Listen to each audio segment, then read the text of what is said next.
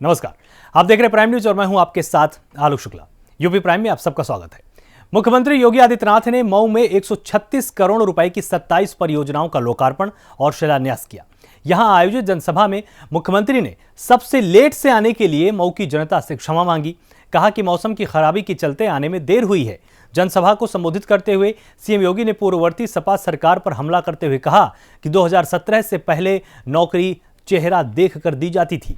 एक खास परिवार झोला लेकर वसूली के लिए निकल पड़ता था। हमने अब तक 4 लाख युवाओं को नौकरी दी है। कोई भ्रष्टाचार या बेईमानी नहीं कह सकता है। यदि किसी ने ऐसा किया तो उसकी जगह जेल होगी।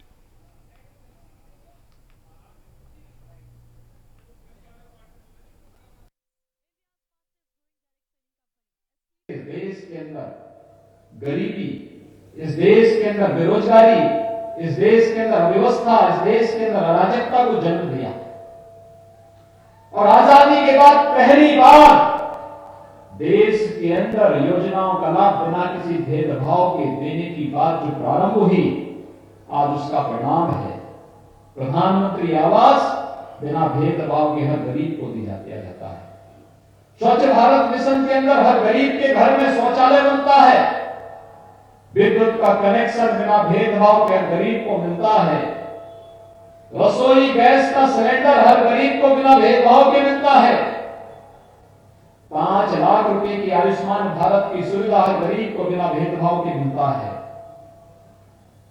हर व्यक्ति को बिना भेदभाव के शासन की योजनाएं देने का कार्य, न उसकी जाति देखनी है, न उसका मत देखना है, न उसका मजहब देखना है, न उसका क्षेत्र देखना है, न उसकी भाषा देखनी है, क्योंकि हमारे लिए तो देश के अंदर 135 करोड़ की जनता ही हमारा परिवार है और उसके चेहरे पर खुशहाली लाना यही प्रधानमंत्री मोदी जी का संकल्प है और उसी संकल्प के लिए दिन रात परिश्रम करते हैं। देश की जनता के साथ उनके सुख दुख में खड़े होते हुए दिखाई देते हैं। हमारे लिए भी प्रदेश के अंदर 24 करोड़ की आबादी ही अपना परिवार है और इसके तरह हम तो सोच भी नहीं सकते। इसके अंदर कुछ भी नहीं सोचा जा सकता। इस 24 करोड़ जनता के चेहरे पर खुशहाली हो, इनके जीवन में मंगल हो और इन सबको न केवल विकास की योजनाओं के साथ जोड़ना बल्कि प्रत्येक नागरिक को सुरक्षा प्रदान करने का कार्य भी सरकार कर रही है। आप याद करिए 2017 के पहले प्रदेश के अंदर नौकरी भी चेहरा देखकर के दी जाती थी। नौकरी निकलती थी, एक परिवार के लोग झोला लेकर के वसूली के लिए निकल पड़ते थे। लेकिन हम लोगों ने पिछले 4.25 वर्ष के दौरान 4.25 लाख नौकरियां प्रदेश के युवाओं को दी, सरकारी नौकरियां युवाओं को दी, चाहे वह पुलिस की भर्ती हो, अध्यापक की भर्ती हो, शिक्षा विभाग की हो, स्वास्थ्य विभाग की हो, सिंचाई विभाग की हो, लोक निर्माण विभाग की हो, किसी भी विभाग की नौकरी क्यों न रही हो, कोई बेईमानी और भ्रष्टाचार नहीं कर सकता। उत्तर प्रदेश के युवाओं की प्रतिभा और उसकी ऊर्जा के साथ कोई धोखा नहीं कर सकता। कोई धोखा करेगा तो उसकी जगह जेल होगी, जेल, और उसे जेल पहुंचाने का कार्य भी सरकार ने मजबूती के साथ किया है। भाइयों बहनों, हर नौजवान के हाथ को रोजगार देना, हर किसान को समय पे बीज, खाद और पानी की व्यवस्था करना, हर व्यापारी को सुरक्षा की गारंटी देना, हर महिला के सम्मान की रक्षा करना और देश विकास, इंफ्रास्ट्रक्चर डेवलपमेंट के विकास की परियोजनाओं को तेजी के साथ आगे बढ़ा करके अधिक से अधिक रोजगार की संभावनाओं को आगे बढ़ा करके उत्तर प्रदेश को देश के सामने सबसे विकसित राज्यों के रूप में प्रस्तुत करने के संकल्प के साथ आज हम प्रधानमंत्री मोदी जी के नेतृत्व में कार्य कर रहे हैं। आज ही पर यही कारण है, जिन लोगों की आदत थी योजनाओं को लटकाने की, वे कार्य नहीं होने देते थे, कोई कार्य नहीं होने देते थे, हर कार्य को लटकाते थे, भटकाते थे, न विकास के कार्य होने देते थे, न आस्था का सम्मान होने देते थे। आखिर इन 3 वर्षों, इन 3 पौने 3.5 पौने 4 साल के दौरान लोग सोचते थे, लोग हमसे पूछते थे कि अयोध्या में राम मंदिर बन पाएगा? हम कहते थे जरूर बनेगा, चिंता मत करिए, जरूर बनेगा। और भाइयों बहनों, जनता जनार्दन ने अवसर दिया, प्रधानमंत्री के रूप में मोदी जी आए, 500 वर्षों की समस्या का समाधान किया और 5 अगस्त 2020 को अयोध्या में भगवान राम के भव्य मंदिर निर्माण का मार्ग भी प्रशस्त हो गया।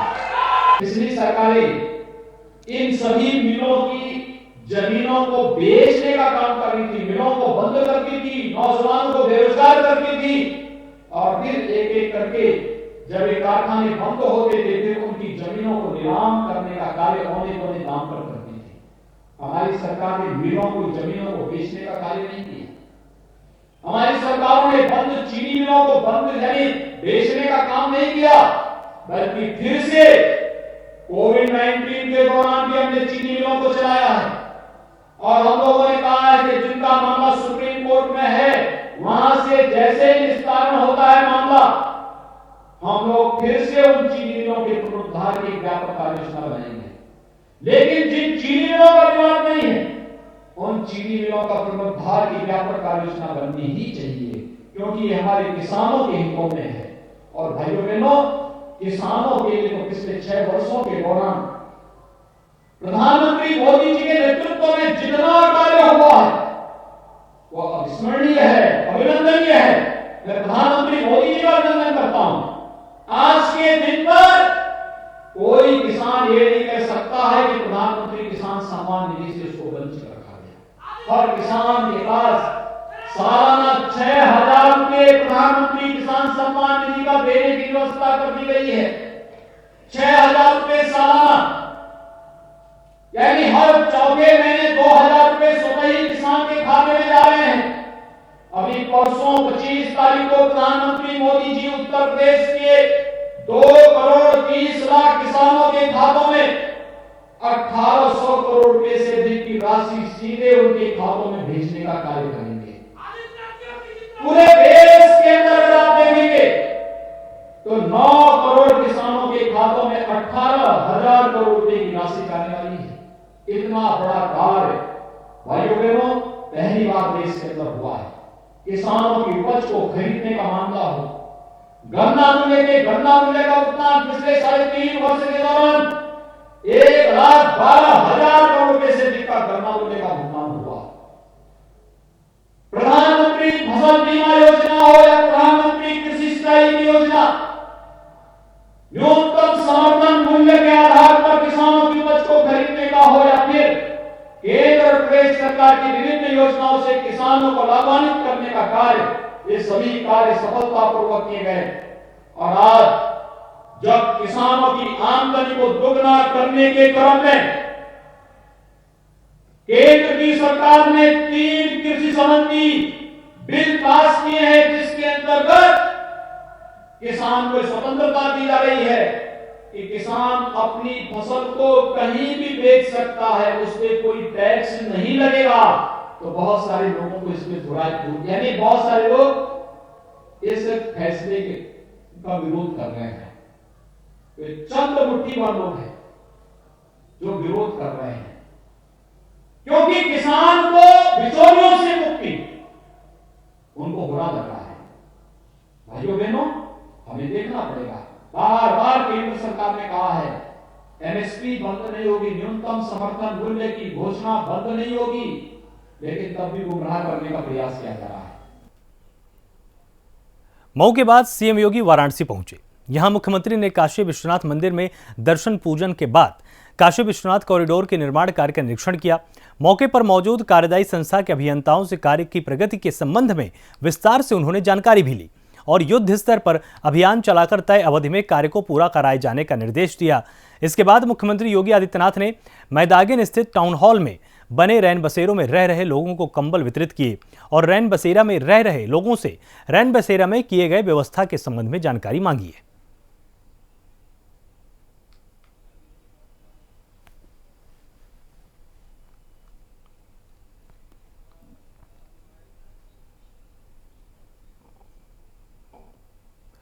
वहीं प्रयागराज में बाहुबली पूर्व सांसद अतीक अहमद के करीबी मोहम्मद अब्बास खान के अवैध निर्माण पर पीडीए ने बुलडोजर चलाकर उसे जमींदोज कर दिया। प्रयागराज विकास प्राधिकरण ने 4 जेसीबी मशीनों की मदद से 800 वर्ग गज में बगैर नक्शा स्वीकृत कर बनाए 3 मंजिला अवैध निर्माण को चंद घंटों की कार्रवाई में नेस्तनाबूद कर दिया है। इसके लिए प्रयागराज विकास प्राधिकरण ने इस भवन के ध्वस्तीकरण का आदेश भी पारित किया था, जिसके क्रम में पीडीए की टीम मोहम्मद अब्बास खान के अवैध निर्माण को ढहाने भारी पुलिस बल के साथ पहुंची।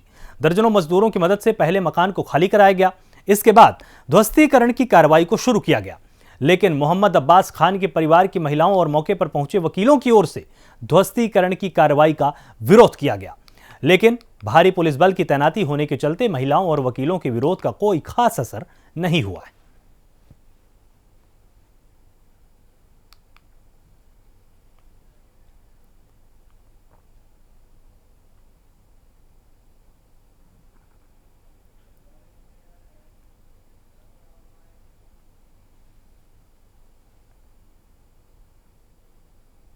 वहीं लखनऊ में कांग्रेस कार्यालय में 23 दिसंबर को होने वाली किसान स्वाभिमान महापंचायत को संबोधित करते हुए आज किसान अध्यक्ष तरुण पटेल ने बताया कि महापंचायत में प्रदेश के हर जिले से किसानों की मौजूदगी रहेगी और एक बड़े पैमाने पर केंद्र सरकार द्वारा लाए गए किसान बिल को वापस लेने की मांग होगी।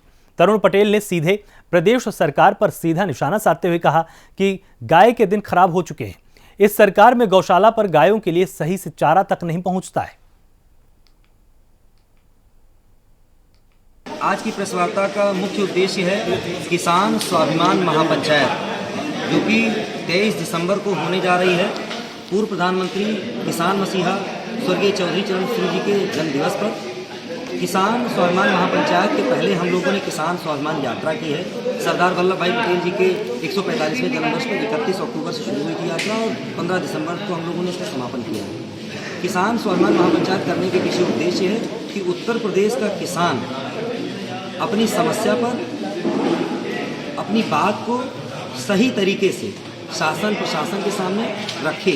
हम लोगों ने बोलता किसान एक बात कही है कि आपको अपने हक की आवाज़ के लिए आवाज़ उठानी होगी। तो ये महापंचायत में आप लोगों को न्योता देने के लिए और आप लोगों के माध्यम से उन सभी किसान हितैषी संगठनों को, किसान राजनीति करने वाले लोगों को और किसानों के मर्म को, किसानों के दर्द को अपना दर्द समझने वालों के लिए हमारी भावनाएं, हमारी पार्टी की भावनाएं पहुंच सके, इसके लिए प्रेस वार्ता हम लोगों ने आज बुलाई है।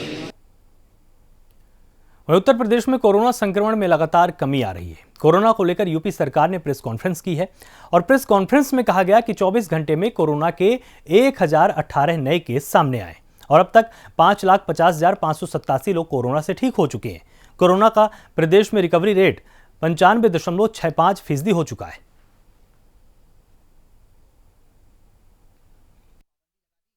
ब्रिटेन में इस वायरस का कोई नया एक रूप आया है सामने और आज भारत सरकार ने इंग्लैंड, ब्रिटेन से सारी फ्लाइट भी निरस्त कर दी हैं। तो सबसे अधिक जरूरी है कि हम सब लोग सावधानी बरतें। जैसे उन्होंने बताया कि इस वायरस का प्रवेश नाक और मुंह से ही होगा, आंख से ही होगा, तो अपना नाक मुंह ढक के रखिए, अपने हाथों को साफ करते रहिए ताकि वो आपका हाथ कहीं और जगह छू के फिर आपके आंख, नाक या मुंह को ना छू जाए। इसका ध्यान रखना बहुत आवश्यक है क्योंकि वैक्सीन आने के बाद भी ये सब आवश्यकताएं, ये सब जो आपकी सावधानियां हैं, ये सब हम सबको बरतनी पड़ेंगी, तभी इस कोरोना से बचाव होगा। प्रदेश में कोरोना के संक्रमण के मामले कम होने से हॉटस्पॉट और ये दोनों कम हुए हैं, कंटेनमेंट जोन भी कम हो गए हैं। प्रदेश में सामान्य गतिविधियां तेजी से सामान्य हो रही हैं और औद्योगिक गतिविधियों को सामान्य किए जाने का प्रयास चल रहा है। लगभग 8,18,000 औद्योगिक छोटी बड़ी इकाइयां कार्यरत हैं जिनमें समुचित रोजगार लोगों को मिल रहा है। मिशन रोजगार के अंतर्गत एक बड़ा रोजगार अभियान चलाया जा रहा है जिसमें कि जहां एक और सरकारी नौकरियों पर जहां भी जिस आयोग और संस्थाओं को ये चयन करना उनको निर्देशित किया गया है, वहीं दूसरी ओर स्वरोजगार के माध्यम से अधिक लोगों को, युवाओं को रोजगार में लगाने का प्रयास किया जा रहा है और उसी में बैंकों से समन्वय करके नई इकाइयों को ऋण उपलब्ध करवाया जा रहा है।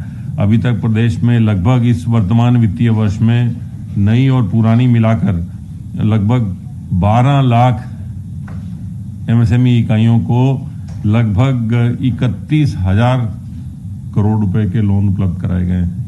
केवल इन्हीं इकाइयों को ऋण उपलब्ध कराए जाने से लगभग 27 लाख लोगों को रोजगार के अवसर प्राप्त हुए हैं और ये प्रक्रिया बड़ी तेजी से आगे बढ़ाई जा रही है और इस वर्ष 20 लाख एमएसएमई इकाइयों को बैंकों के माध्यम से, बैंकों से समन्वय करके विभिन्न सरकारी योजनाओं में, विभिन्न बैंकों की योजनाओं में ऋण उपलब्ध कराने का हमारी योजना है, जिस पर कि बहुत तेजी से कार्य किया जा रहा है।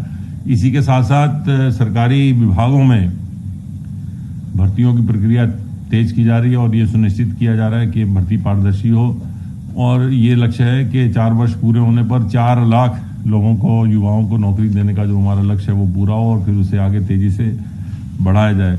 अब तक कुल मिलाकर 5,50,587 संक्रमित व्यक्ति उपचार के पश्चात डिस्चार्ज किए जा चुके हैं और प्रदेश के रिकवरी का प्रतिशत अब 95.65% हो गया है, 95.65%।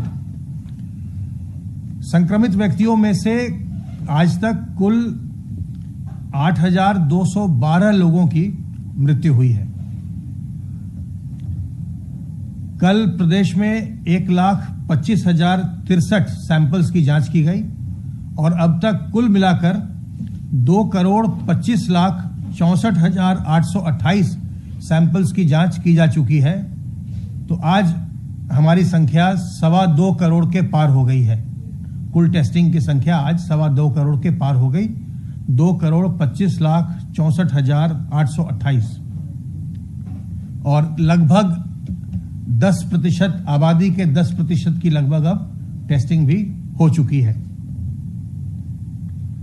जो हमारे 16,822 एक्टिव केसेस हैं, इनमें से 7,192 होम आइसोलेशन में हैं और 1,781 निजी चिकित्सालयों में भुगतान के आधार पर अपना इलाज करवा रहे हैं। बाकी के सभी एक्टिव केसेस राजकीय व्यवस्था L1, L2, L3 के चिकित्सालयों में निःशुल्क इलाज करवा रहे हैं।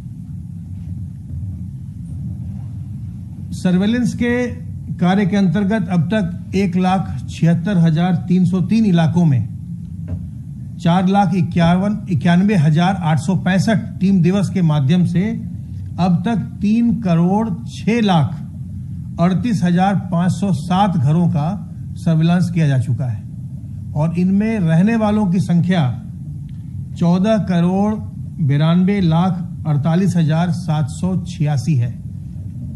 तो बहुत ही बड़ी संख्या में लोगों का सर्विलांस किया गया है और इस समय जो केसेस आ रहे हैं उनकी संख्या में भी काफी गिरावट आई है, लेकिन संक्रमण अभी समाप्त नहीं हुआ है और अभी तक इसकी कोई वैक्सीन भी नहीं आई है, न ही इसकी कोई एक निश्चित दवा अभी उपलब्ध है।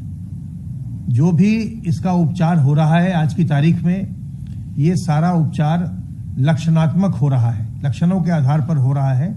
कोई भी इसकी एक निश्चित दवा अभी तक उपलब्ध नहीं है, इसलिए यह सर्वाधिक उपयुक्त है और समझदारी की बात है कि हम सावधान रह करके संक्रमण से हम बचे रहें और इसके लिए आप अपने हाथ को बार बार साबुन पानी से साफ करते रहिए, क्योंकि आपका हाथ जो है ये बहुत बड़ा माध्यम है आपके शरीर में संक्रमण जाने का। तो वहीं लखनऊ के विभूति खंड में रुद्रा इन होटल से पुलिस ने 4 बंधक बनाई गई लड़कियों को रेस्क्यू कराकर होटल संचालक को गिरफ्तार कर लिया है। पुलिस का दावा है कि दलालों के जरिए लड़कियों को बहला फुसलाकर नौकरी के नाम पर लखनऊ बुलाया जाता था और बंधक बनाकर जिस्म फरोशी का लड़कियों से होटल के अंदर धंधा करवाया जाता था। वहीं पुलिस फरार आरोपियों की तलाश में भी जुटी हुई है।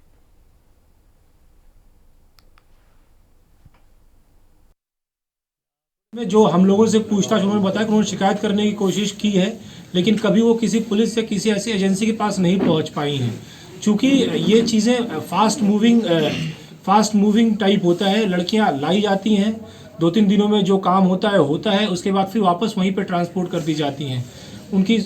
और लड़कियां इस एज ग्रुप की भी नहीं है, कोई बहुत ज़्यादा उम्र की लड़कियां नहीं हैं। हाँ, बालिग हैं, 23-24 साल की लड़कियां हैं। हमारे पास जो लड़कियां आई, जो हमारी पूछताछ हुई, उससे किसी ने ये बात नहीं रिवील की कि वो किसी एजेंसी के पास या उन्होंने अपने घर में कभी बताया हो। अभी तक जो बातें हमारे पास हैं वो यही आई हैं। सर, होटल ही नहीं बल्कि बहुत सारे स्पा और मसाज सेंटर भी ऐसे चल रहे हैं जिनमें जिस पे भी हमारे पास सूचना प्राप्त होगी, हम सभी ऐसे एजेंसियों पे और सभी ऐसे ऑर्गेनाइजेशंस पे एक्ट करेंगे। बिल्कुल अगले 2-3 महीनों में हम लोगों ने टारगेट बनाया है कि इस पूरे क्षेत्र को इस तरह की एक्टिविटीज से मुक्त करवा दें। तो वहीं रामपुर में झोला छाप डॉक्टर ने एक नाबालिग युवती को अपनी हवस का शिकार बना लिया। दुष्कर्म के बाद पीड़िता को अपनी पत्नी की तरह अपने घर में रखा। पीड़िता की मां की तहरीर पर पुलिस ने आरोपी डॉक्टर के खिलाफ मुकदमा दर्ज किया है और लगातार जांच कर रही है।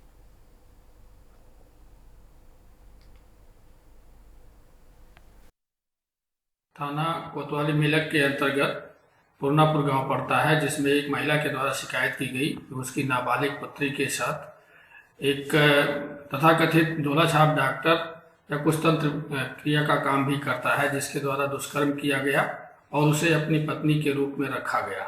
इस पर उसके द्वारा जो तहरीर दी गई है उस पर अभियोग पंजीकृत कर दिया गया है। बाकी जो वैधानिक कार्रवाई है वो की जा रही है। वहीं हरदोई में 7 साल की बच्ची के साथ रेप फिर हत्या करने के मामले का पुलिस ने बड़ा खुलासा किया है। पुलिस ने अभियुक्त को गिरफ्तार कर जेल भेजा है और पुलिस अधीक्षक अनुराग वत्स ने खुलासा करते हुए बताया कि अभियुक्त आवारा किस्म का व्यक्ति है। उसने शराब के नशे में अश्लील वीडियो देखने के बाद इस तरह की वारदात को अंजाम दिया था। फिलहाल पुलिस ने अभियुक्त को गिरफ्तार कर जेल भेज दिया है और मृतका के परिजनों की सरकार द्वारा मिलने वाली सहायता राशि भी प्रदान की गई है।